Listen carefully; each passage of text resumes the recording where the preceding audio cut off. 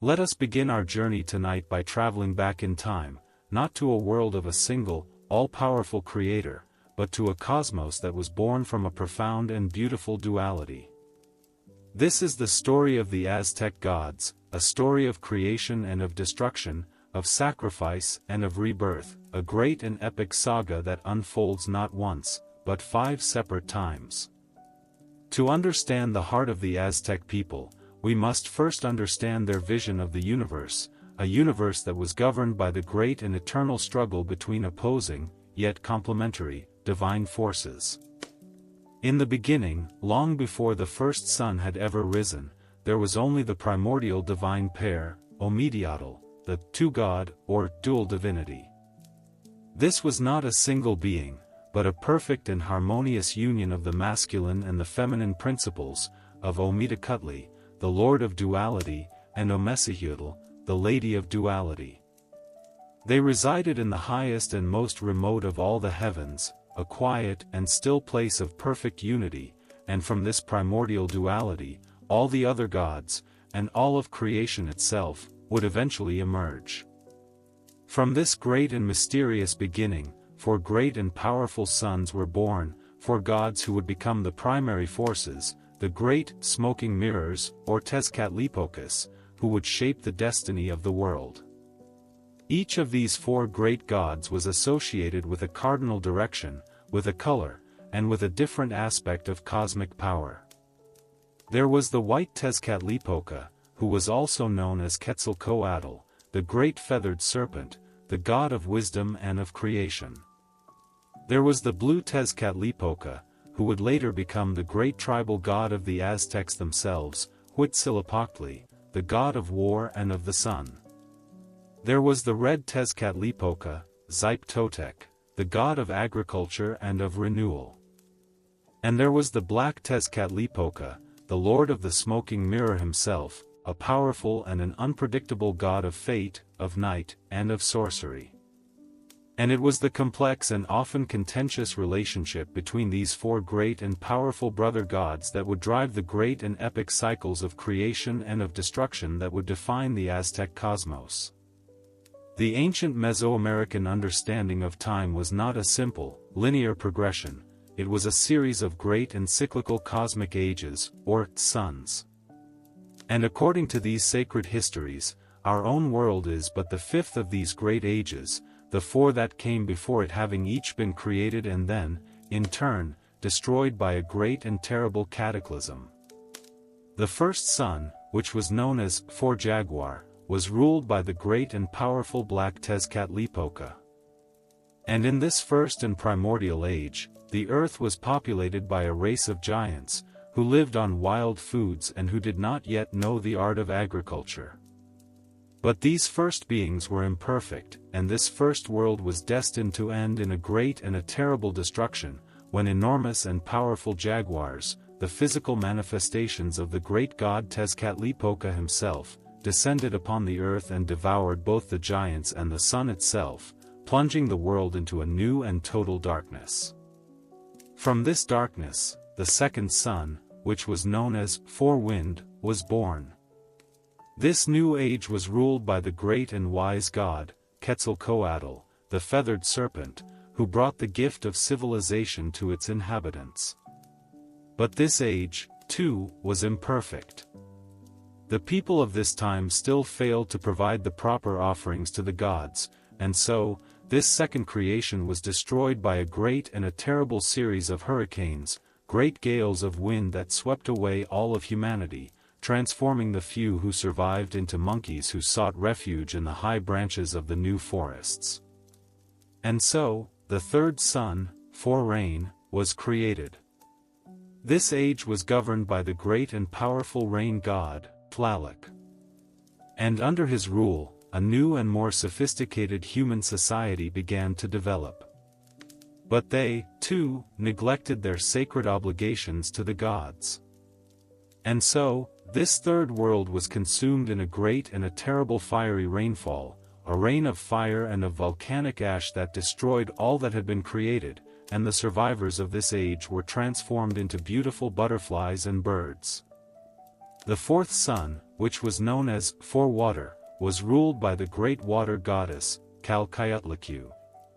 And in this age, humanity came closer than ever before to achieving a true and a perfect harmony with the gods.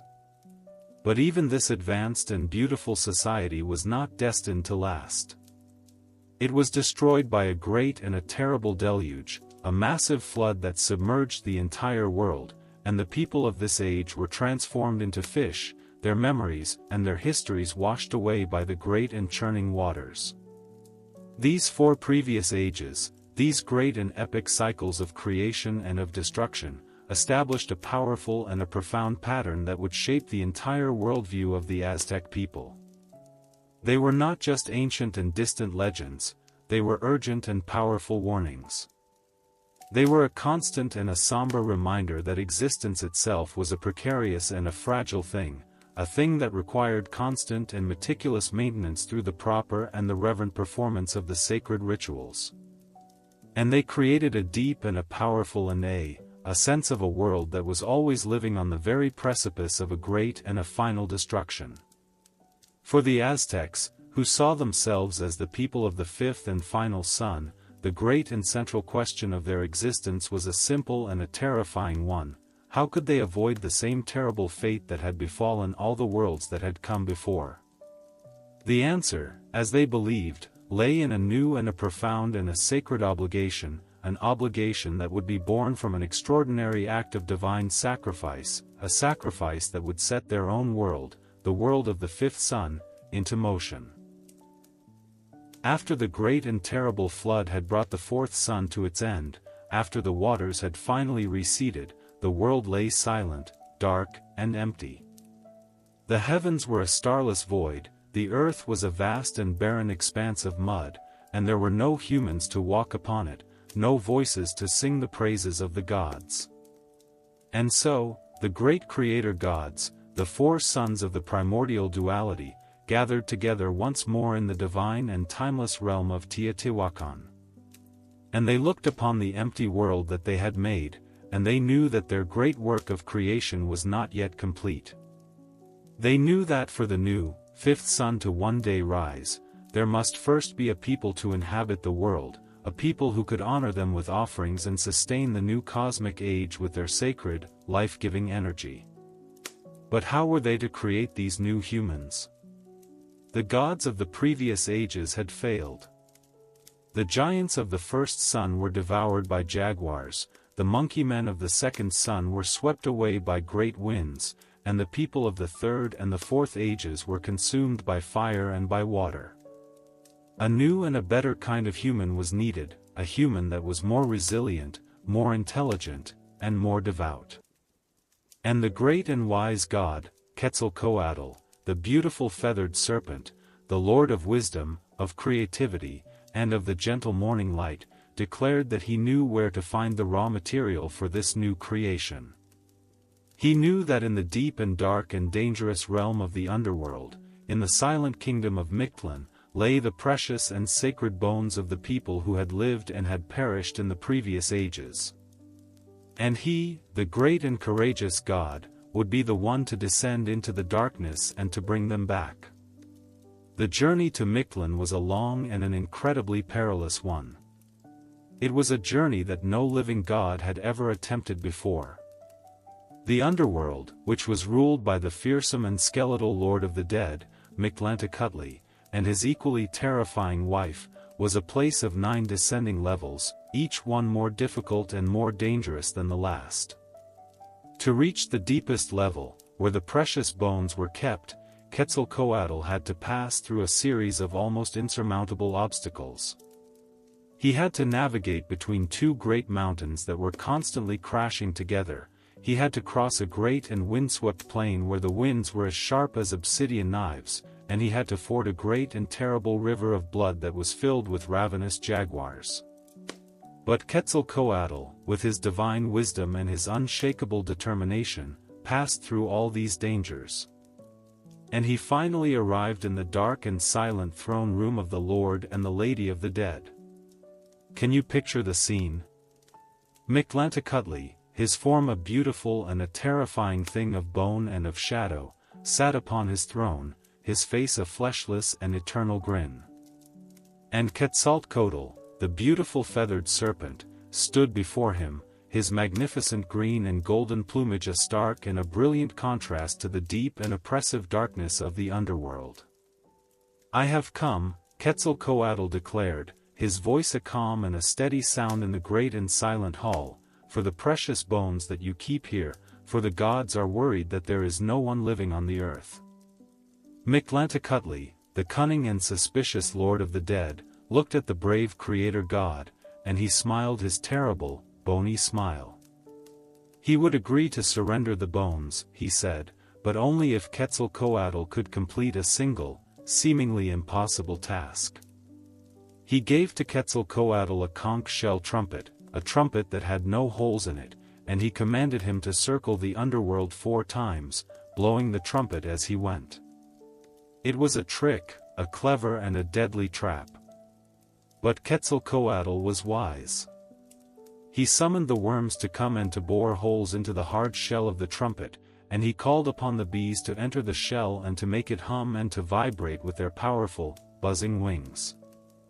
And so, the sound of the trumpet echoed throughout the dark and silent halls of Mictlan, and the Lord of the Dead, in his astonishment, was forced to honor his word.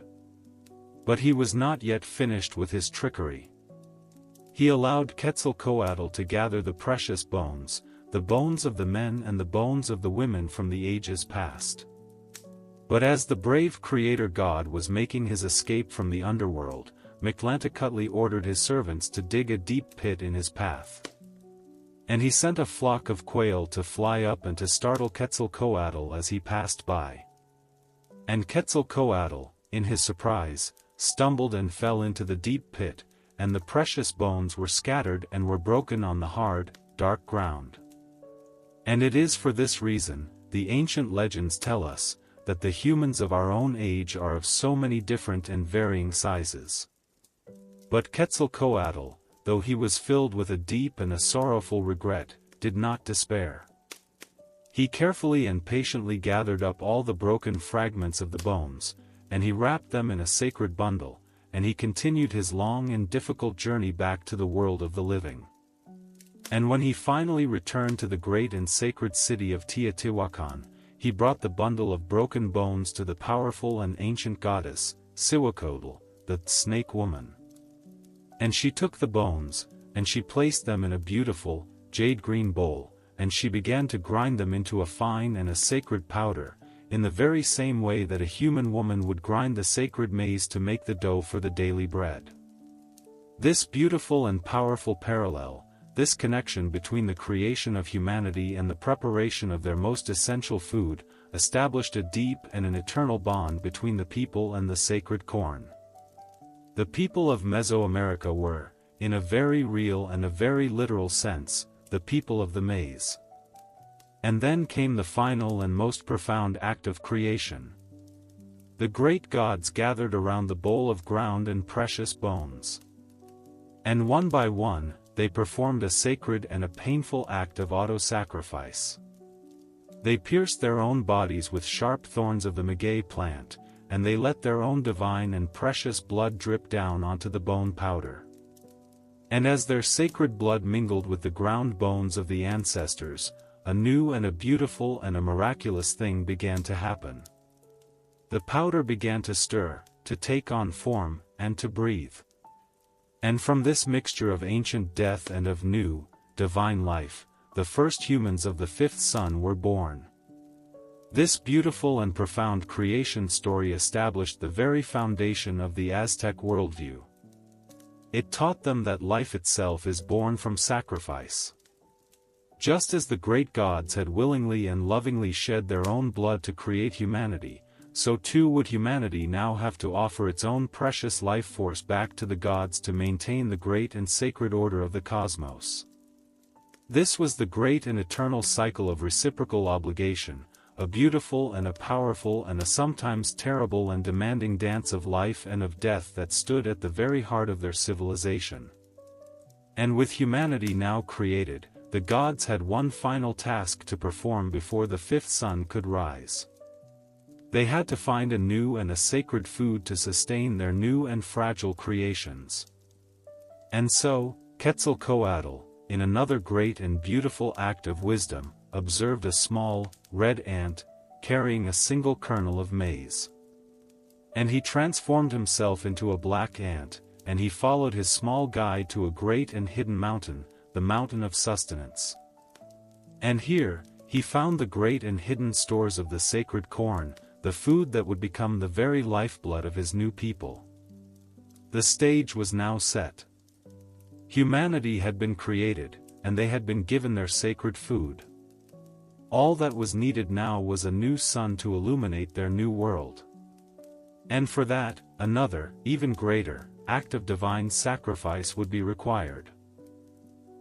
In the quiet and timeless twilight that followed the creation of humanity, the great gods looked upon their new and beautiful work, and they saw that it was good. But the world, for all its new life, was still a place of deep and profound darkness.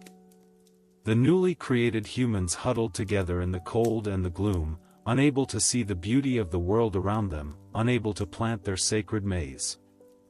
And so, the gods gathered together once more in the great and ancient and holy city of Teotihuacan, the place where the gods themselves were made. And they knew that for their new creation to truly flourish, a new and a brilliant and a powerful light was needed. A new sun had to be born. But the creation of a sun, the great and fiery heart of the sky, was no simple matter. It required a sacrifice, a great and a total and an absolute act of divine self-offering. And so, the gods built a great and a magnificent bonfire, a divine and a sacred hearth that burned for 4 long days and 4 long nights in the very center of Teotihuacan, its great and roaring flames leaping towards the dark and starless sky, its heat so intense that the very rocks around it glowed with a dull, red light. And the gods asked a question that echoed in the great and silent emptiness: who among us will have the courage to leap into this great and terrible fire, to be consumed by its flames, and to be reborn as the new sun? At first, a great and a profound silence fell over the gathered gods. And then, a single, powerful, and arrogant god stepped forward. This was Teotihuacan, a wealthy and a proud and a beautiful deity, his body adorned with magnificent ornaments of gold and of jade and of brilliant, iridescent quetzal feathers. "I will be the one," he declared, his voice a proud and a confident sound. And he began to prepare himself for his great and glorious sacrifice, making a series of magnificent and ostentatious offerings to the sacred fire. But as the gods looked on, another, much quieter, and much humbler figure stepped forward from the shadows. This was Tenochtitlan, the pimpled one, a poor and a sickly and a humble god, his body covered in sores. And in a quiet and a steady voice, he, too, offered to sacrifice himself. The proud and wealthy Teotihuacan scoffed at this humble and unassuming god, but the other gods, in their wisdom, accepted both their offers. And so, the two gods began their 4 long days of penitence and of preparation. Teotihuacan offered to the great fire magnificent gifts of gold and of precious jewels.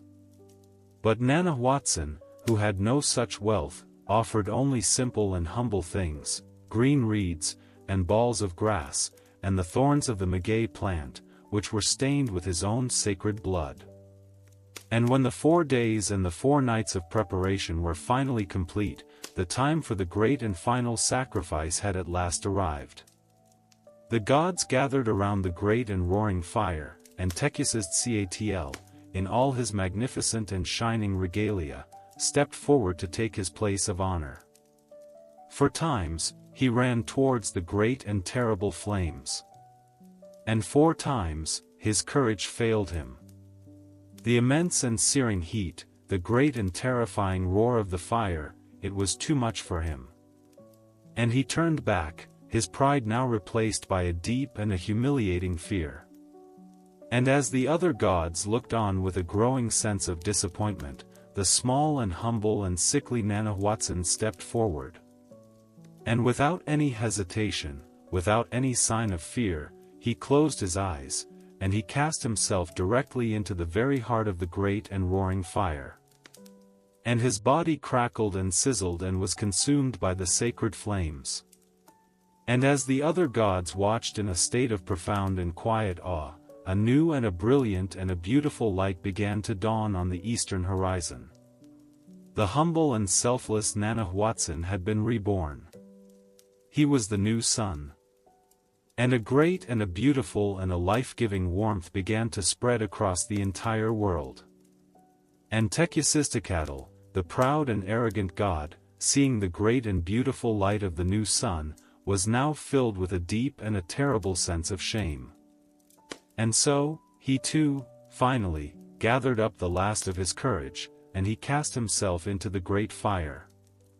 And he too was reborn, and he rose into the sky as a second sun, a sun that shone with a light that was just as brilliant as the first. But the gods knew that there could not be two suns in the sky. And so, one of the gods, in a moment of quick and divine inspiration, grabbed a nearby rabbit, and he threw it into the face of the second sun, dimming its light and leaving upon its surface the faint and beautiful and eternal shadow of a rabbit that we can still see to this very day. And so, the proud and hesitant Teotihuacan became the moon, the quiet and beautiful and lesser light that was destined to forever follow its more brilliant and more courageous brother across the heavens. But a new and a terrible crisis now presented itself. The new sun and the new moon, though they were now in the sky, were stationary. They did not move. And the gods knew that without the great and rhythmic movement of the sun across the sky, there could be no day and no night, no true and ordered cycle of time. The sun was hot, but it was also motionless, and its constant, unmoving heat began to scorch the new and fragile earth. And so, the gods realized that another, even greater, sacrifice was needed. They realized that for the new sun to begin its great and eternal journey across the sky, it needed more energy, more divine and sacred life force. And so, one by one, all the other great gods of Teotihuacan willingly and lovingly offered themselves in a final and a magnificent act of collective and cosmic sacrifice. Their great and precious hearts were offered up, and their divine and sacred blood flowed, giving to the new and motionless sun the final and powerful impetus it needed to begin its great and sacred journey. And as the last of the gods gave his life, the new sun, the fifth sun, the sun of our own age, finally began to move, its beautiful and golden rays spreading across the land, bringing with it the very first dawn of our own new world. And from that day forward, the great and sacred and often terrible responsibility for nourishing the sun, for keeping it alive and in motion with a constant supply of precious, life-giving energy, would now pass from the gods to the newly created race of humanity. The great and beautiful and often demanding dance of sacrifice and of survival had truly and finally begun. In the great and sacred narratives that defined the Aztec people, there was one story that held a special and a central place, a story that was not just about the creation of the cosmos, but about the very birth of their own unique identity. This was the miraculous and dramatic birth of their great patron deity, their tribal god, Huitzilopochtli, the hummingbird of the south or the hummingbird on the left.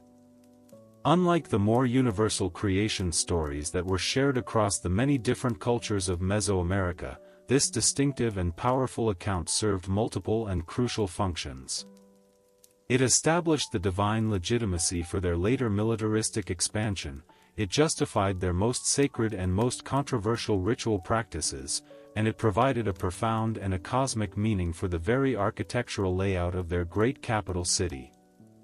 The dramatic elements of this tale, of a divine conception, of a great and terrible family betrayal, of a heroic and miraculous birth, and of a triumphant and cosmic battle, created a powerful and an enduring narrative foundation for all of their imperial ideology.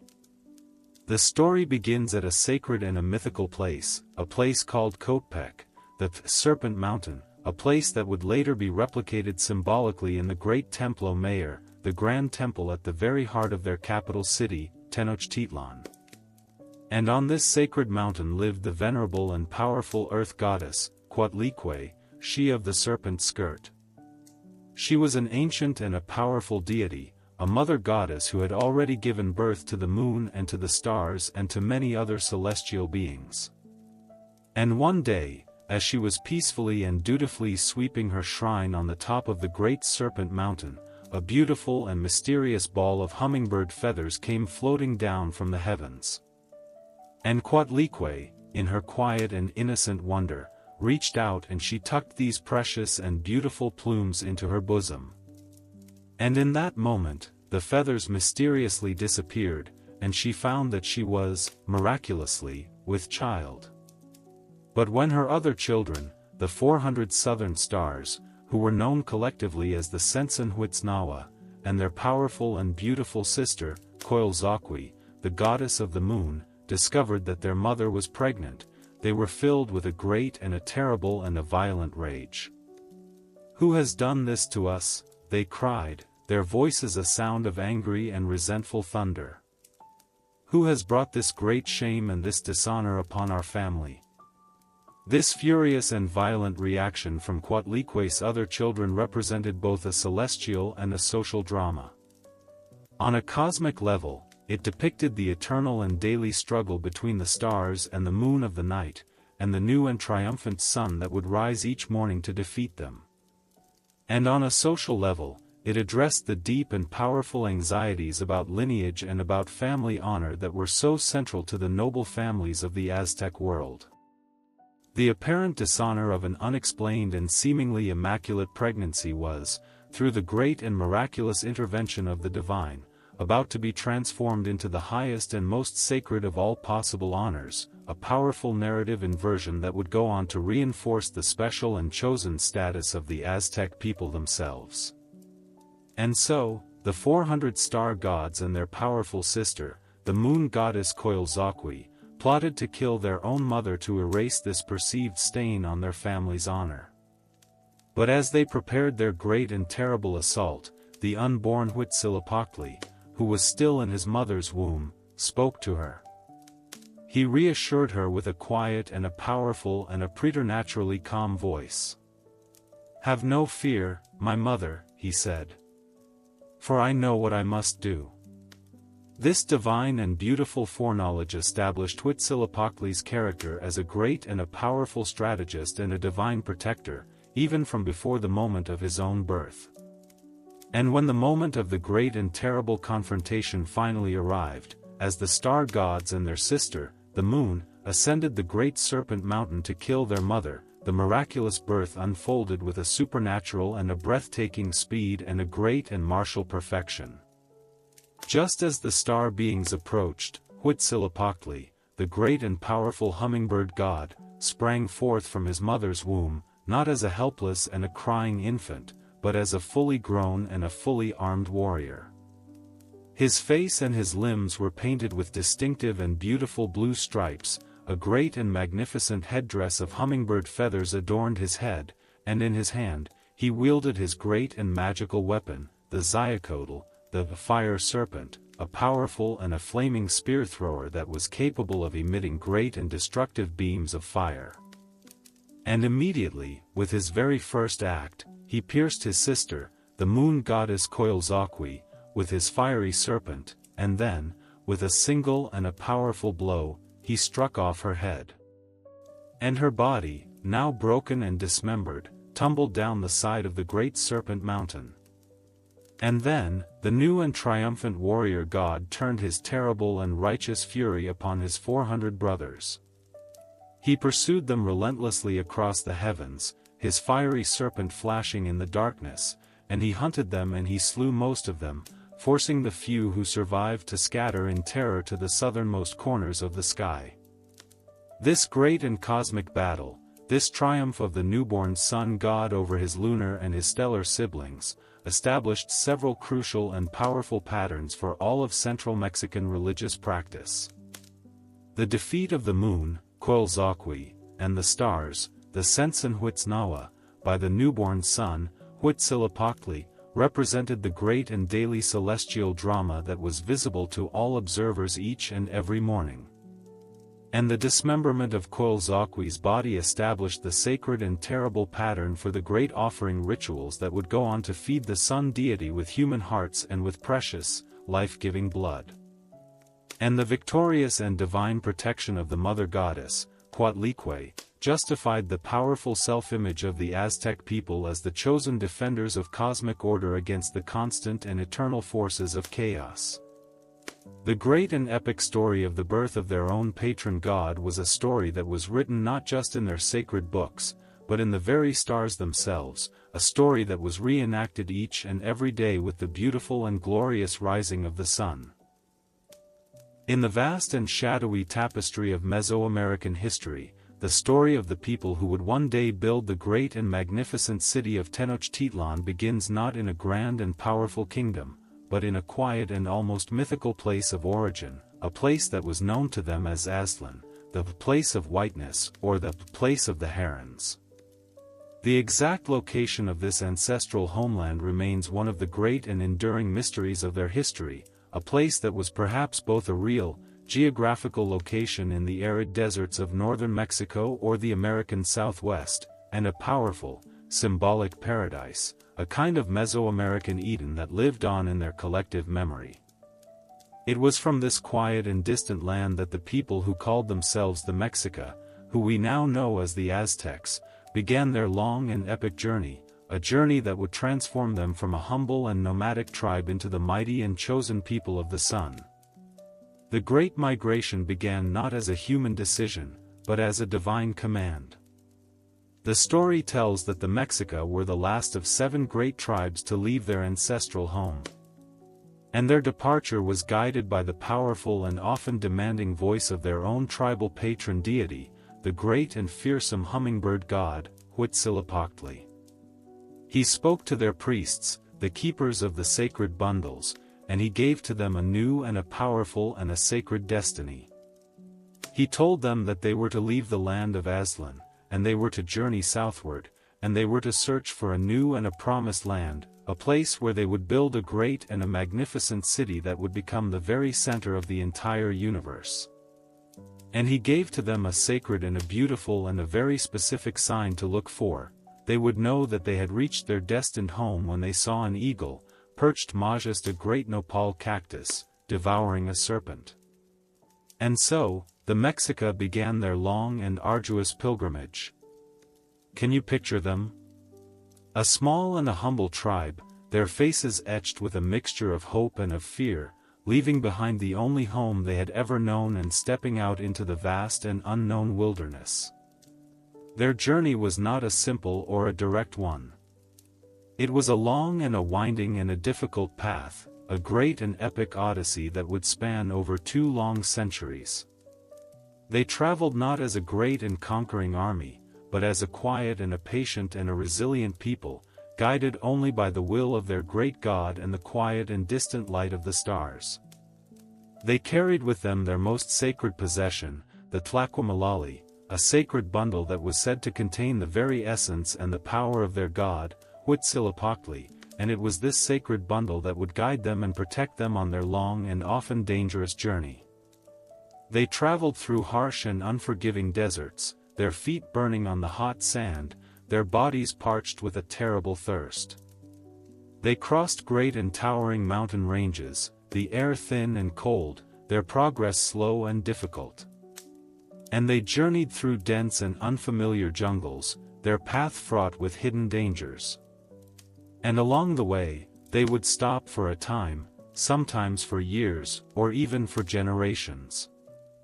They would build small, temporary settlements, they would plant their sacred maize, and they would raise their children. And in each of these places, they would erect a small and a simple temple to their great god, Huitzilopochtli, and they would listen for his voice, for his guidance, for the sign that it was time to move on once more. And their journey was not a peaceful one. They were newcomers, outsiders, and they often came into a conflict with the other, more established peoples whose lands they passed through. They learned to be fierce and resourceful warriors, their skills honed in the constant and often brutal struggle for survival. But they also learned from the peoples they encountered. They were a people of incredible and beautiful adaptability, and they absorbed the new ideas, the new technologies, and the new artistic styles of the more sophisticated cultures they met along the way. They were a people in a constant state of transformation, their own unique identity being forged in the great and fiery crucible of their long and difficult pilgrimage. One of the most important and most famous stops on their long journey was at a place called Coatepec, the Serpent Mountain, the very place where their great god Huitzilopochtli himself had been miraculously born. And it was here that a great and a terrible and a symbolic internal conflict erupted within the tribe, a conflict that would forever define their destiny. A faction within the Mexica, led by Huitzilopochtli's own sister, wished to abandon the long and difficult pilgrimage and to settle permanently at Coatepec. But Huitzilopochtli would not allow it. And in a great and a dramatic reenactment of his own cosmic birth, a great and a terrible battle was fought, and the dissenting faction was defeated. This event was a powerful and a symbolic one. It taught the Mexica that their destiny was not to be a simple and a settled people, but that they were a people of movement, of struggle, and of a divine and an unshakable purpose. It was a harsh and a bloody lesson, but it was a lesson that would forge them into the disciplined and the unified and the fiercely determined people they would need to be to fulfill their great and sacred destiny. And so, they continued their long and patient journey southward. They were driven by a dream, by a prophecy, by the quiet and the constant and the powerful whisper of their God. They were searching for a sign, for a place that they had never seen, but that they knew in their hearts was their true and final home. They were a people who were being led by a great and a powerful and an invisible hand, a people who were walking towards a destiny that would be more magnificent and more terrible than any of them could have possibly imagined. The long and difficult wandering was nearing its end. And in the heart of a great and a beautiful and a shimmering lake, a magnificent and a miraculous eagle was waiting for them, ready to reveal to them the sacred and the final and the beautiful sign that would mark the very end of their great pilgrimage, and the very beginning of their great and glorious empire. After their long and arduous journey, after 2 long centuries of wandering through harsh deserts and across towering, windswept mountains, the Mexica people finally arrived in the great and magnificent Valley of Mexico. This was a land of breathtaking beauty, a vast and fertile basin that was surrounded by a ring of great, snow-capped volcanoes. And at its very heart, shimmering like a great, silver jewel under the bright, clear sun, lay a series of 5 interconnected lakes. The largest and most beautiful of these was Lake Texcoco. But this beautiful and fertile valley was not an empty paradise. It was already home to a number of powerful and sophisticated city-states, great kingdoms that had long been established on the shores of the Great Lake. And these proud and settled peoples looked upon the newly arrived Mexica not with welcome, but with a deep and a profound contempt. They saw them as nothing more than a band of uncivilized and barbaric wanderers, a poor and a landless tribe of outsiders. And so, the final chapter of the Mexica's long pilgrimage was one of humiliation and of servitude.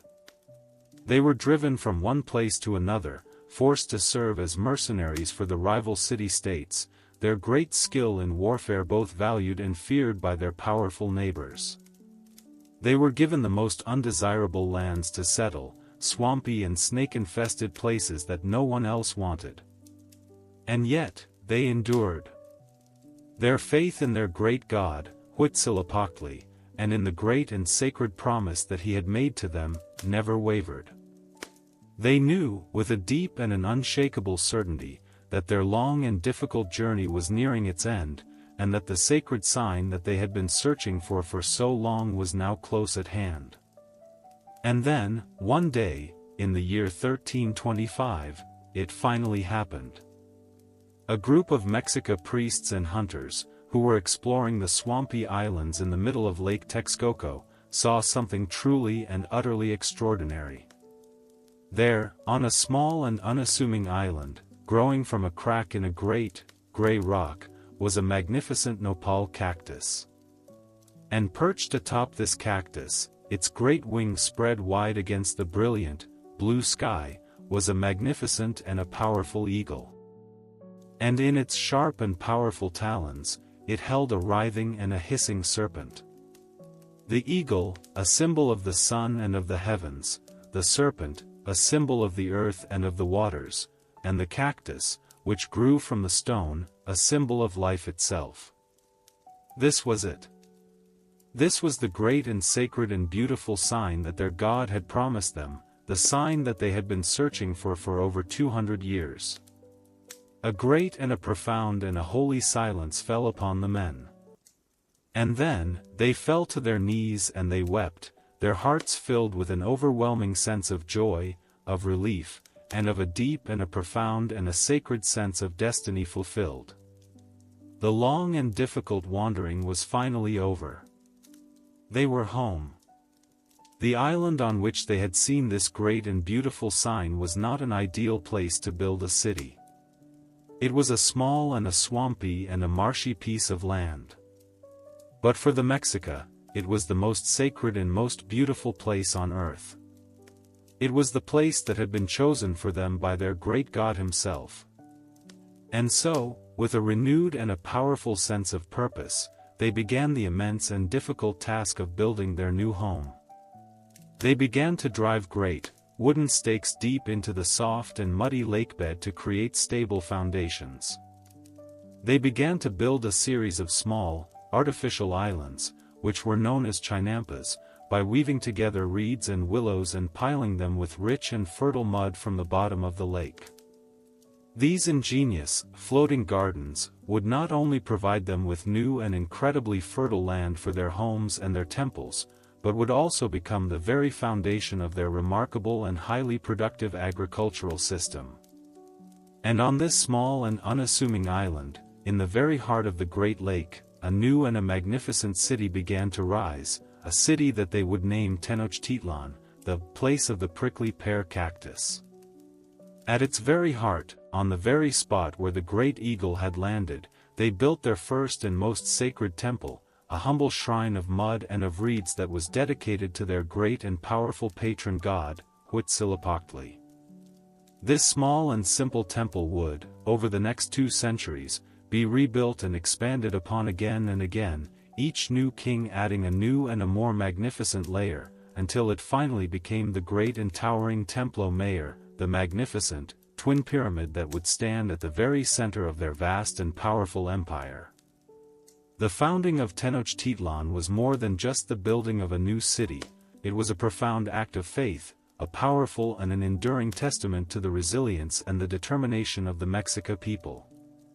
They had transformed a small and an inhospitable island into the very center of their new world, a sacred and a symbolic landscape that was a perfect and a beautiful microcosm of the cosmos itself.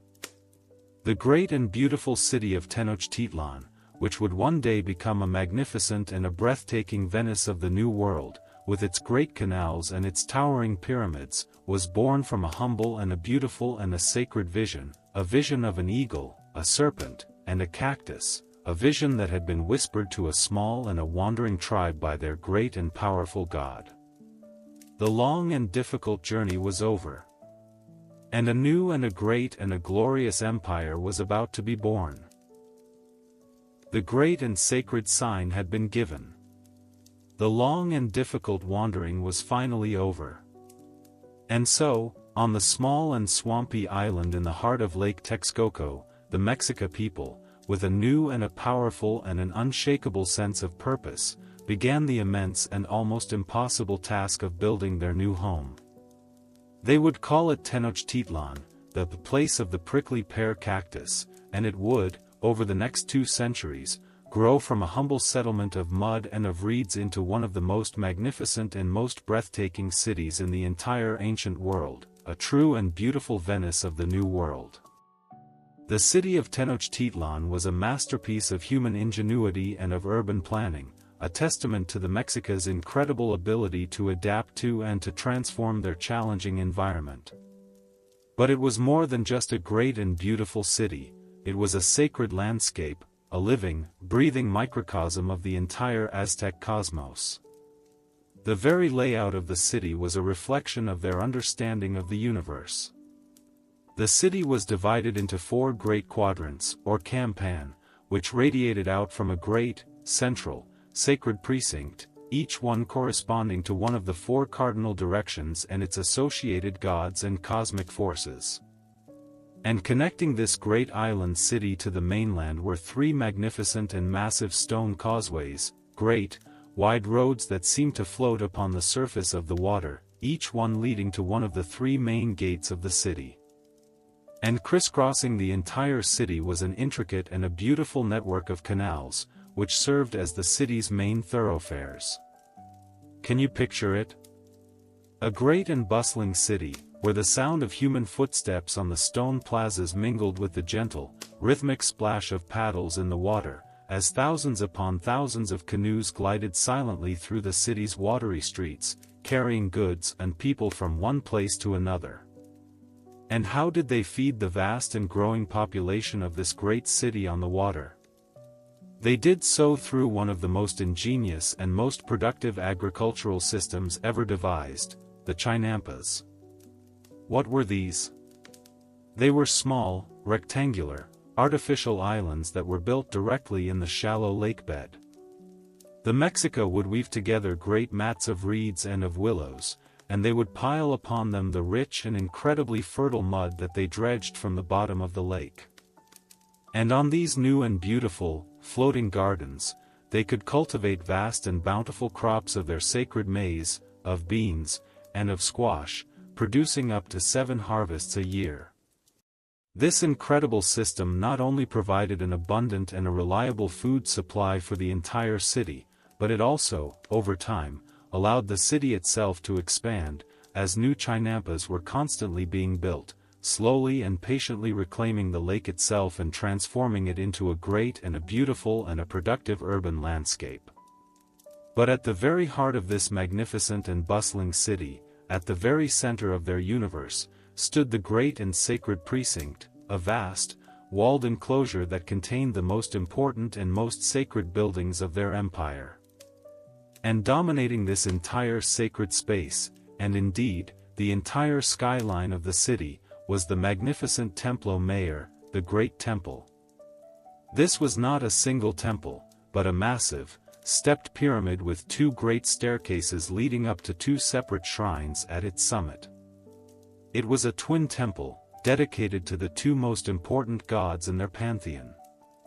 The southern shrine, which was painted a brilliant and a vibrant blue and white, was dedicated to their own great, tribal patron deity, the sun and war god, Huitzilopochtli. And the northern shrine, which was painted in a beautiful and symbolic red and white, was dedicated to the ancient and powerful rain and fertility god, Tlaloc. This dual structure perfectly and beautifully embodied the 2 great and fundamental pillars of their empire, the power of warfare and of tribute, and the necessity of agricultural abundance. The Templo Mayor was more than just a temple, it was a sacred and a symbolic mountain. It was a man-made recreation of the mythical serpent mountain, Coatepec, the very place where their great god Huitzilopochtli himself had been miraculously born and had defeated his lunar and stellar siblings. The great and bloody rituals of sacrifice that took place on its high platform were a constant and a powerful and a dramatic reenactment of this great and cosmic foundational myth. It was the sacred and living heart of their empire, the place where the world of humanity and the realm of the gods met, the great and powerful cosmic axis that connected the earthly realm to the heavens above and the underworld below. And surrounding the great Templo Mayor were a host of other important and sacred buildings.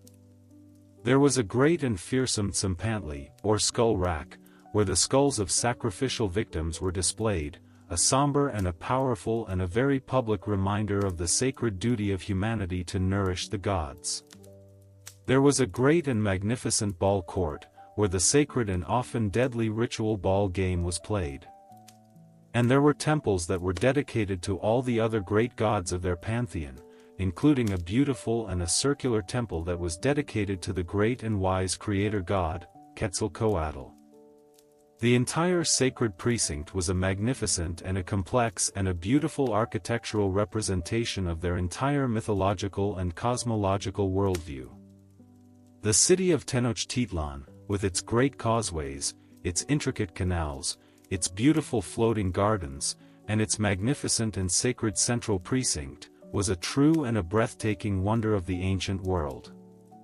It was a city that was born from a sacred vision, a city that was built with incredible and patient ingenuity, and a city whose very design was a perfect and a beautiful and an eternal reflection of the great and ordered cosmos in which the Aztec people lived. It was the true and undisputed center of their world, a sacred and a powerful and a magnificent place where the lives of mortals and the great and eternal drama of the gods were woven together into a single, beautiful, and inseparable tapestry.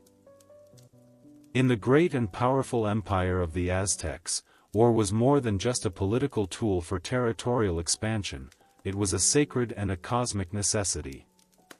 As we have learned, the Aztecs believed that they were the chosen people of the fifth sun, and that they bore the immense and terrible responsibility of nourishing their great sun god, Huitzilopochtli, with a constant supply of precious, life-giving energy.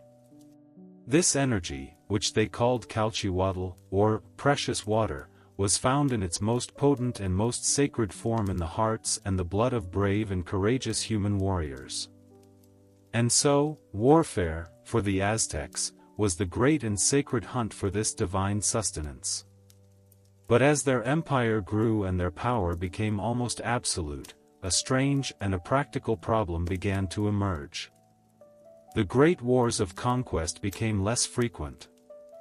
The neighboring city-states had either been subjugated or had entered into a state of weary and respectful peace. And this, for the Aztec priests and their kings, posed a profound and a dangerous theological crisis. If there were no wars, where would they find the precious hearts and the sacred blood that were needed to keep the sun in motion and to prevent the world from plunging into an eternal and a terrifying darkness? It was from this deep and existential need that one of the most unique and most fascinating forms of ritualized conflict in all of human history was born, the Quetzalcoatl, the Flowery War. What was this strange and beautiful and terrible institution? A flowery war was not a war of conquest. It was a prearranged and highly ritualized military engagement between the Aztec Empire and its traditional and most honored enemies, particularly the powerful and unconquered city-states of the Tlaxcala Confederacy.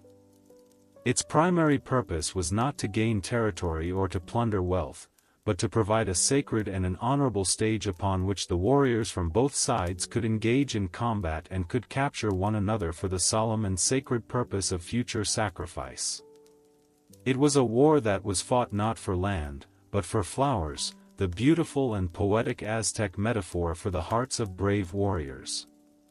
Imagine the scene. Emissaries from the great city of Tenochtitlan travel to the city of Tlaxcala.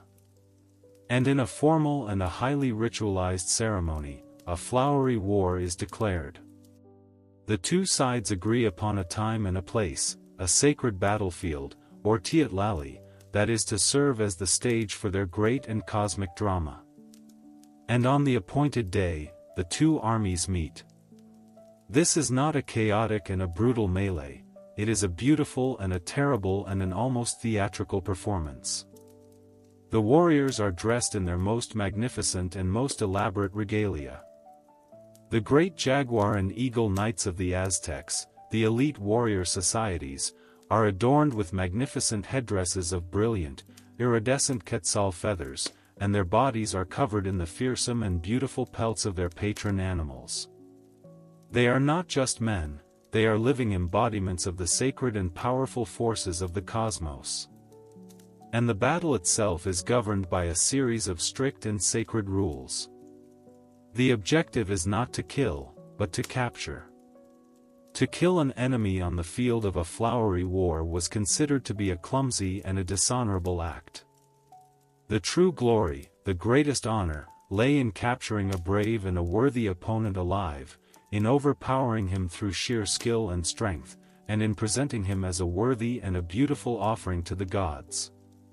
The combat was often a series of individual duels, a beautiful and a deadly dance between two highly skilled and highly respected warriors.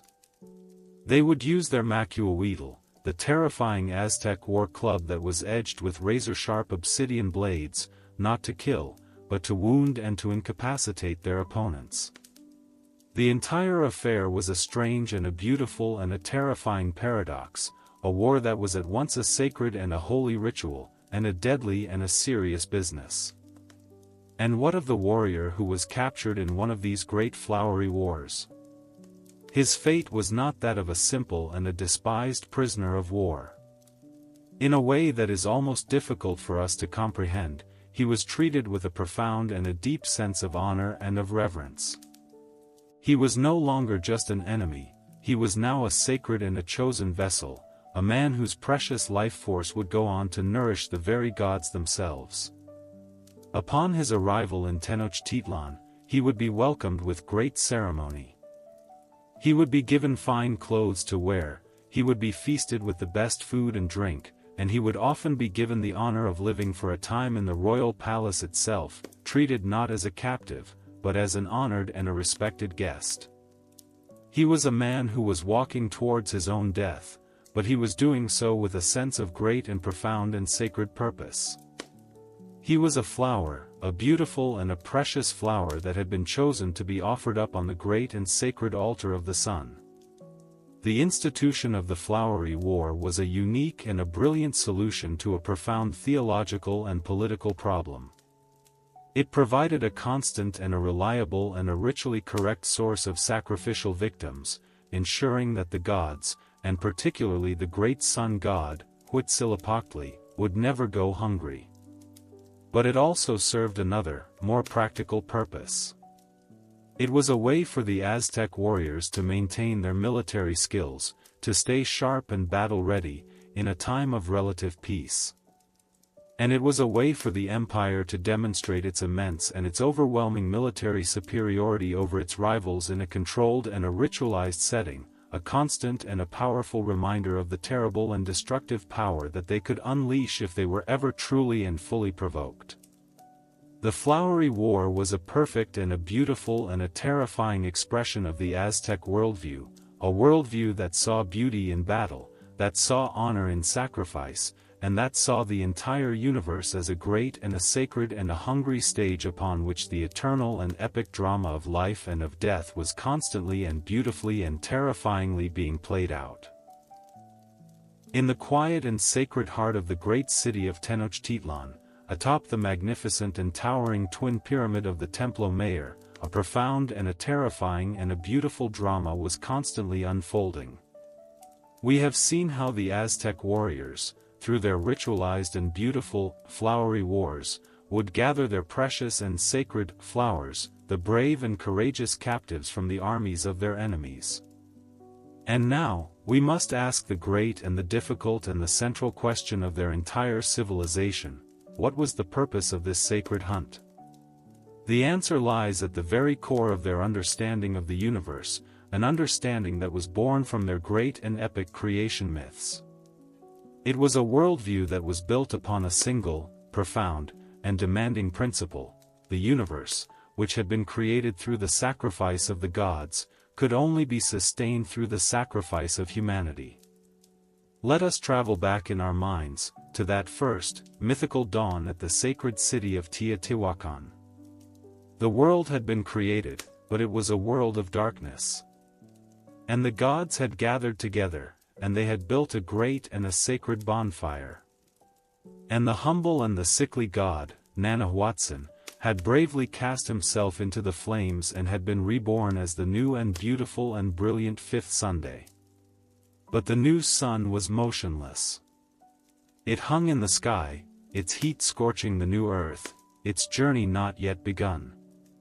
And the other gods knew that a further and an even greater sacrifice was needed. And so, one by one, they willingly and lovingly offered their own divine and precious hearts, their sacred blood flowing to give to the new sun the energy and the impetus it needed to begin its great and eternal journey across the sky. This was the great and foundational truth of the Aztec cosmos. Life is born from death. Order is born from sacrifice. The very movement of the heavens, the rising and the setting of the sun, the beautiful and predictable cycle of day and of night, all of it was powered by the sacred and initial sacrifice of the gods themselves. But the energy from that first, great sacrifice was not infinite. The Aztecs believed that their great sun god, their tribal patron deity, Huitzilopochtli, was engaged in a constant and an epic struggle. Each and every night, as he sank below the western horizon, he had to journey through the dark and dangerous realm of the underworld, and he had to battle the terrifying forces of darkness, his sinister sister, the moon goddess, and his 400 brothers, the stars. And for him to have the strength to win this great battle each and every night, for him to have the power to rise again each morning, victorious and brilliant in the eastern sky, he needed to be nourished. He needed to be fed. And what was the sacred food of the gods? The most potent and most precious substance in the entire universe was Quetzalcoatl, a beautiful and a poetic term that means precious water or precious, jade-green liquid. This was human blood, the very life force of a living and a breathing human being. And the heart, which the Aztecs saw as the seat of the soul and the center of a person's vital energy, was the most sacred offering of all. And so, the Aztecs, as the chosen people of the sun, believed that they had been given a great and a terrible and a sacred responsibility. It was their solemn and their cosmic duty to provide their great God with a constant and a steady supply of this sacred nourishment, to ensure that he would never grow weak, that he would never fail in his nightly battle against the darkness, and that the fifth sun, their own world, their own age, would not come to a sudden and a cataclysmic end, as had all the 4 suns that had come before it. This was not, in their minds, an act of simple cruelty or of bloodlust. It was an act of profound and beautiful cosmic maintenance. It was the highest and most important of all their sacred duties. They were the keepers of the sun, the guardians of the entire universe. And so, let us now imagine the scene of one of these great and solemn rituals. A great festival day has been declared in the city of Tenochtitlan. A brave and a noble warrior, a man who was captured in a recent flowery war, has been chosen for the great honor of being the messenger to the gods. For weeks, and sometimes even for months, he has been treated not as a prisoner, but as a living embodiment of the god himself. He has been dressed in magnificent and beautiful clothes, he has been feasted with the finest foods, and he has been serenaded with beautiful music. And now, on the day of the great ceremony, he is led in a great and a solemn and a beautiful procession through the teeming streets of the city, and up the 114 steep and imposing steps of the great Templo Mayor.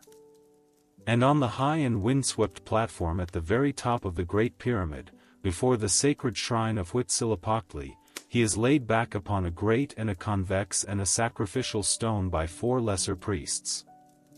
And the high priest, the Teotihuacan, his body painted a stark and a ritual black, his long hair matted with the sacred blood of countless previous offerings, raises a beautiful and a terrifying and a razor-sharp obsidian knife high into the air. And in a single, swift, and practiced movement, he opens the warrior's chest, and he reaches in, and he removes the still beating heart. And he holds it up to the great and hungry sun, a beautiful and a terrible and a sacred flower, a precious and a life-giving offering to the god. And the warrior's body is then cast down the great and steep steps of the pyramid, its fall a powerful and a dramatic reenactment of the great and cosmic fall of the moon goddess, Quetzalcoatl, at the hands of her triumphant brother, the sun. For the warrior himself, this was not a moment of terror, but a moment of supreme and glorious honor. He understood that his death was not an end, but a beautiful and a sacred transformation. He was a messenger, a traveler who was about to embark on the most glorious journey of all. His soul, it was believed, would now join the great company of other fallen warriors, and they would have the incredible honor of accompanying the sun god himself on his daily journey across the sky, from his rising in the east to his zenith at high noon.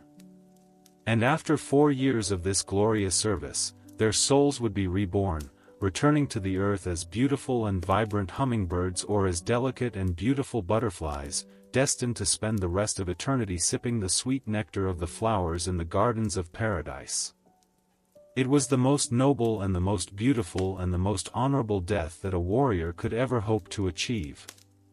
And so, the great and endless and beautiful and terrible cycle of life and of death, of sacrifice and of renewal, continued. The sun was nourished, the cosmic order was maintained, and the Aztec people fulfilled their great and sacred and awesome responsibility as the chosen guardians of the universe. The offering of the heart was more than just a ritual, it was the very engine that drove their civilization, the profound and unshakable belief that stood at the very heart of their complex and beautiful and often terrifying world. In the great and magnificent capital city of Tenochtitlan, in the early years of the 16th century, the Aztec Empire stood at the absolute zenith of its power.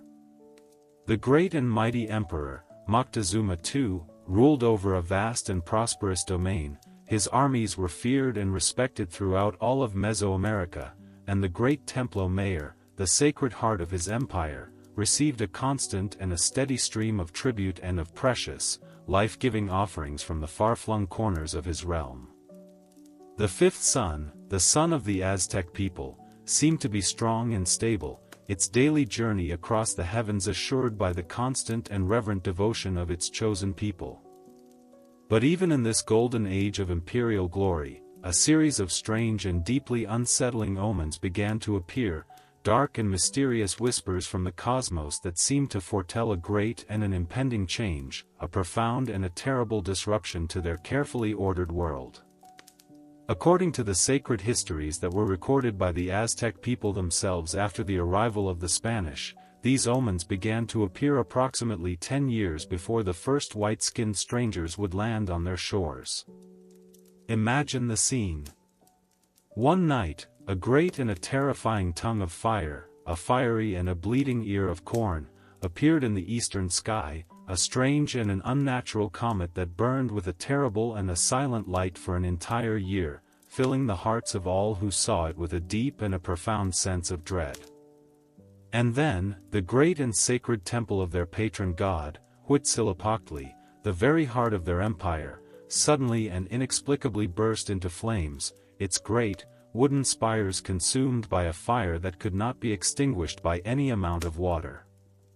And another temple, a humble and a simple one, was struck by a bolt of lightning on a clear and a windless day, a silent and a terrible blow from a cloudless sky. And the omens continued. The waters of the great lake Texcoco, which had for so long been a calm and a beautiful and a life-giving presence, began to boil and to surge without any wind, its great waves crashing against the foundations of the city and flooding the homes of the people. And at night, a strange and a sorrowful voice could be heard, weeping in the darkness, the voice of a woman crying out for her lost children, a ghostly and a heartbreaking lament that echoed through the silent and empty streets of the great city. And fishermen, casting their nets in the lake, brought up a strange and a beautiful and a terrifying bird, a creature like a crane, that had a strange and a polished, obsidian mirror set in the very crown of its head. And when the great emperor, Moctezuma, looked into this magical mirror, he did not see his own reflection. He saw the distant and starry heavens, and then, he saw a vision of a great and a terrible army of strange and pale-skinned men, riding on the backs of great and unfamiliar beasts, coming from the east, an army that was marching to war. And as he looked on in a state of growing terror, the vision vanished. What could these strange and terrible omens mean? The Emperor Moctezuma was a deeply religious man, a former high priest, and his heart was filled with a growing and a terrible anxiety. He summoned his wisest priests, his most skilled diviners, and his most powerful magicians, but none of them could offer him a clear or a comforting interpretation of these strange and unsettling signs. The cosmos, it seemed, was trying to speak, but its language was one of mystery and of dread. And it was in this atmosphere of growing fear and of profound uncertainty that the people of the Aztec Empire began to remember an old and a powerful and a deeply ambiguous prophecy, a prophecy that concerned the return of one of their most ancient and most beloved creator gods. This was the prophecy of Quetzalcoatl, the great and beautiful feathered serpent, the god of wisdom, of creativity, and of the gentle morning light. As we have learned, it was Quetzalcoatl who had journeyed to the underworld to retrieve the sacred bones of the ancestors, and who, with the help of the other gods, had created the humans of the fifth sun. And according to some of the ancient legends, this wise and benevolent god had, long ago, been tricked and shamed by his great rival, the dark and powerful god Tezcatlipoca, and he had been forced to leave his people, sailing away to the east on a raft of serpents, his heart filled with a deep and a sorrowful grief. But before he left, he made a solemn and a powerful promise, that one day, in a future age, he would return. And he would return in a very specific year, a year that was known in their sacred calendar as Suacatl, or one reed. And now, as these strange and terrible omens began to appear in the heavens and on the earth, the great and fateful year of one reed was fast approaching. And as the priests and the diviners consulted their sacred books, a new and a terrible and a paralyzing thought began to take hold in the heart of the great emperor, Moctezuma. What if these strange and unsettling signs were not just random events? What if they were the harbingers of the great and long-awaited return of the god? And what if these strange, pale-skinned men that he had seen in the magical mirror, the men who were said to be coming from the east, from the very direction in which Quetzalcoatl had disappeared, were not just men at all? What if they were the gods themselves, returning at last to reclaim their ancient and sacred kingdom? This was a question of immense and profound and almost unimaginable theological and political complexity. If these newcomers were indeed the returning Quetzalcoatl and his divine retinue, then to resist them would be to commit a great and a terrible and an unforgivable act of sacrilege, an act that could bring about the immediate and the total destruction of their entire world. But if they were not, if they were merely mortal men, then to welcome them, to show them any sign of weakness, could be an equally fatal and disastrous mistake. The great emperor, the ruler of the most powerful empire in the entire Mesoamerican world, a man who commanded hundreds of thousands of the most feared and most disciplined warriors, found himself completely and totally paralyzed, caught in a web of ancient prophecy and of his own deep and profound and growing fear. The great and mighty Aztec Empire, which had for so long been a civilization of absolute and unshakable certainty, was now facing a great and a terrible and an unanswerable question. And as they waited, with a mixture of dread and of a strange and a terrible hope, for an answer to this question, a fleet of strange and magnificent, floating houses, with great, white, billowing wings, was already beginning to make its way across the Eastern Ocean, carrying within them a new and a different kind of god, a god of steel, of gunpowder, and of a strange and an unfamiliar and an unquenchable thirst for gold. The final and most tragic chapter in the great and epic story of the Aztec people was about to begin. In the fateful year of 1519, the year that the Aztec priests had long ago marked in their sacred calendars as Suacatl, or one reed, a series of messengers, their faces pale with a mixture of awe and of terror, arrived at the great palace of Moctezuma II in the heart of Tenochtitlan. They brought with them a strange and a world-changing report. A series of great, floating mountains, or towers on the water, had appeared on the eastern horizon, in the Gulf of Mexico. And from these great, wooden mountains, a new and a strange and an utterly alien kind of human had come ashore. These were men with skin as pale as the moon, with hair on their faces the color of the sun, and their bodies were encased in a strange and a beautiful and a terrifying, gleaming metal that shone with a blinding light.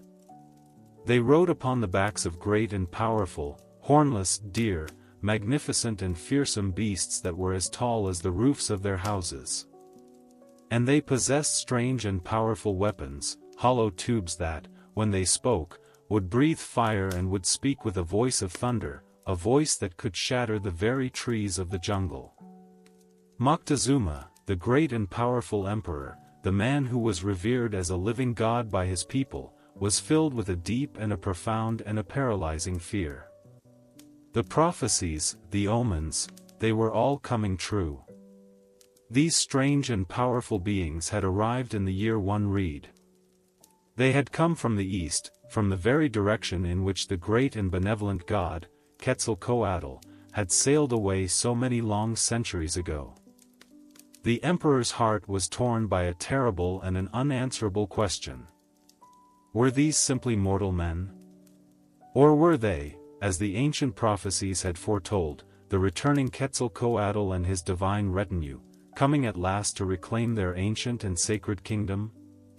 The fate of his entire empire, and indeed, of the entire fifth sun, now rested on the answer to this single, terrible question. And so, Moctezuma did what any wise and pious ruler would do when faced with a great and an uncertain divine manifestation. He decided to test them. He summoned his most trusted priests and his most skilled artisans, and he commanded them to prepare a series of magnificent and sacred gifts, gifts that were fit for a returning god. He ordered them to bring forth the sacred and ancient treasures that were said to have belonged to Quetzalcoatl himself. There was a magnificent and a terrifying serpent mask, its surface a beautiful and an intricate mosaic of brilliant, blue-green turquoise. There was a great and a beautiful cape of iridescent quetzal feathers, the very symbol of the god. And there were great and heavy necklaces of polished jade and of gleaming, solid gold. He sent these sacred and precious gifts to the leader of the strange, pale-skinned men, a man whose name was Hernán Cortés, with a message of deep and profound and humble welcome.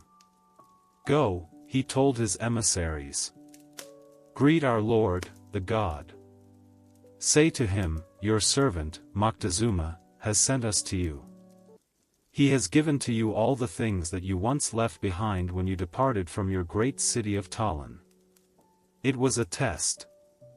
If these strangers were truly the returning god, they would recognize their own sacred regalia. Cortés, the cunning and ambitious Spanish conquistador, received these magnificent gifts with a mixture of astonishment and of a growing and a rapacious greed. He knew nothing of the prophecy of Quetzalcoatl. But he saw the gold. And in the hearts of the Spanish, the beautiful and sacred metal of the Aztecs was not a symbol of the divine, it was a symbol of immense and earthly wealth, a wealth that they were now determined to possess. And their actions, in the days and the weeks that followed, only served to deepen Moctezuma's confusion. The Spanish were fascinated by the gold, but they showed little to no reverence for the other sacred objects. And their behavior was far from godlike. They were loud, they were boisterous, and they were often violent. But Cortés was a man of incredible and cunning intelligence. And he soon began to learn of the great and complex political landscape of this new world. He learned that the great Aztec Empire was not a single, unified, and monolithic entity, but a fragile and often brutal alliance of different city-states, many of whom deeply and profoundly resented the heavy tribute and the constant and terrible demands for sacrificial victims that were imposed upon them by the Aztec rulers in Tenochtitlan.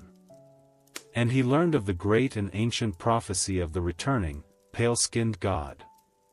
And in a moment of brilliant and ruthless strategic insight, he began to consciously and deliberately exploit the emperor's deep and paralyzing theological fears. He began to play the part of the returning god, allowing the myth to become his most powerful and most effective weapon. And so, he began his long and audacious march inland, towards the great and magnificent and seemingly impregnable capital city of Tenochtitlan. And along the way, he forged a crucial and a powerful alliance with the traditional and most hated enemies of the Aztecs, the fierce and independent people of the Tlaxcala Confederacy. The Tlaxcalans, who had for so long resisted the might of the Aztec Empire, saw in these strange and powerful newcomers a chance, a final and a desperate opportunity, to defeat their ancient and bitter foes. And so, they joined their own powerful and disciplined army with the small and determined force of the Spanish conquistadors, creating a new and a formidable and a hybrid military force. The news of this strange and powerful alliance reached the ears of Moctezuma, and his heart was filled with an even greater sense of dread and of uncertainty. His own world seemed to be unraveling before his very eyes. And finally, in November of 1519, the small and determined army of Hernán Cortés, now bolstered by thousands of his new Tlaxcalan allies, arrived at the great and magnificent southern causeway that led into the heart of the city of Tenochtitlan. And it was here, on the great causeway that spanned the shimmering waters of Lake Texcoco, that one of the most dramatic and most fateful meetings in all of human history took place. The great emperor, Moctezuma II, adorned in all his magnificent and sacred royal regalia, came forth from his great city to greet the pale-skinned stranger. And Hernán Cortés, his own steel armor gleaming in the bright, high-altitude sun, rode forward to meet him. Can you imagine the profound and the almost unbearable tension of that moment? Two worlds, two civilizations, two completely and totally different ways of understanding the very nature of reality, were now meeting, face to face, for the very first time. And Moctezuma, his heart still torn by the great and terrible question of the prophecy, made a fateful and a tragic decision. He chose to believe. He chose to welcome these strange and dangerous men not as enemies, but as honored guests. He invited Cortés and his small army of conquistadors into the very heart of his magnificent capital city, into the great and sacred city of Tenochtitlan. The great and terrible prophecy, whether it had been true or not, had now become a devastating and a self-fulfilling one. The gates of the great and unconquerable city had been opened not by force of arms, but by the power of a story. And the stage was now set for the final and the tragic and the bloody act in the great and epic saga of the Aztec people. The great city of Tenochtitlan, with its magnificent pyramids and its beautiful, shimmering canals, had welcomed the strange and powerful newcomers into its very heart. For a time, a strange and an uneasy and a deeply surreal peace settled over the city. The Spanish conquistadors, with their gleaming steel armor and their powerful and unfamiliar beasts, wandered through the bustling marketplaces and the great, sacred plazas, their eyes wide with a mixture of awe and of a deep and a rapacious greed. And the Aztec people, in turn, looked upon these strange, pale-skinned men with a mixture of fear, of reverence, and of a profound and a growing confusion. Were these the returning gods of their ancient prophecies? Or were they merely mortal men, men with a strange and a terrible and an insatiable hunger for the sacred, yellow metal that their own people valued only for its beauty and for its connection to the divine? But this fragile and beautiful and terrifying peace was not destined to last. The deep and fundamental chasm that existed between these two competing worldviews, between the Aztec understanding of a cyclical, sacrificial cosmos and the Spanish understanding of a linear history and a single, exclusive faith, was simply too vast to be bridged. And soon, the quiet and cautious dance of diplomacy gave way to the brutal and tragic realities of conquest. In a bold and a treacherous move, Hernán Cortés and his small band of conquistadors seized the great emperor, Moctezuma, within his own palace, holding him as a hostage in his own magnificent city. And in the months that followed, the relationship between the two peoples devolved into a spiral of mistrust, of violence, and of a profound and a tragic cultural misunderstanding. The final and terrible breaking point came during a great religious festival. While Cortés was away from the city, his second-in-command, the rash and brutal Pedro de Alvarado, fearing a potential uprising, ordered his men to attack a large and an unarmed gathering of Aztec nobles and priests who were peacefully celebrating in the great courtyard of the Templo Mayor. The massacre was a terrible and an unforgivable act of brutality, an act that finally and irrevocably shattered the illusion that these strange newcomers were divine. They were not gods. They were murderers. And a great and a furious and a righteous rage swept through the city of Tenochtitlan. The people rose up against their Spanish occupiers, and a great and a bloody battle for the city began. The siege of Tenochtitlan was one of the most brutal and most devastating in all of human history. For 80 long and terrible days, the city was subjected to a relentless and a total war. The Spanish, now with the aid of tens of thousands of their Tlaxcalan allies, cut off the great causeways, and with their specially constructed warships, they blockaded the canals, slowly and methodically starving the great and magnificent city into submission. But the Aztec people fought with a courage and a ferocity that was born of desperation. They fought for their homes, for their families, for their gods, and for their very way of life. But they were fighting a losing battle. They were fighting against an enemy that was armed not just with steel and with gunpowder, but also with a new and a terrible and an invisible ally, disease. A great and a devastating smallpox epidemic, a disease to which the native peoples had no immunity, swept through the besieged city, killing thousands upon thousands and sapping the strength of the remaining warriors. And finally, on August 13, 1521, the great and beautiful and magnificent city of Tenochtitlan, the proud and unconquerable heart of the Aztec Empire, fell. The last Aztec emperor, the brave and heroic Cuauhtémoc, was captured, and the great and epic story of the Aztec people as an independent and a sovereign civilization came to a tragic and a bloody end. The Spanish, in their victory, systematically destroyed the great city. The magnificent Templo Mayor was torn down, its sacred stones used to build a new and a Christian cathedral. The beautiful canals were filled in, and the great, shimmering lake was slowly drained. And upon the ruins of this great and ancient indigenous capital, a new and a Spanish colonial city, Mexico City, was built. It seemed as though the world of the Aztecs, with all its beautiful and complex and often terrifying glory, had been completely and utterly erased from the face of the earth. But a story, a culture, a way of seeing the world, is not so easily destroyed. The legacy of the Aztecs, though it was buried beneath the stones of a new and a colonial city, did not die. It merely went underground, where it continued to live on, a quiet and a powerful and an enduring whisper in the soul of a new and a hybrid nation. And so, what is the eternal legacy of this great and fascinating civilization? The language of the Aztecs, Nahuatl, is still spoken today by over 1 million people in Mexico, and its beautiful and poetic words have enriched our own modern languages with words like chocolate, tomato, and avocado.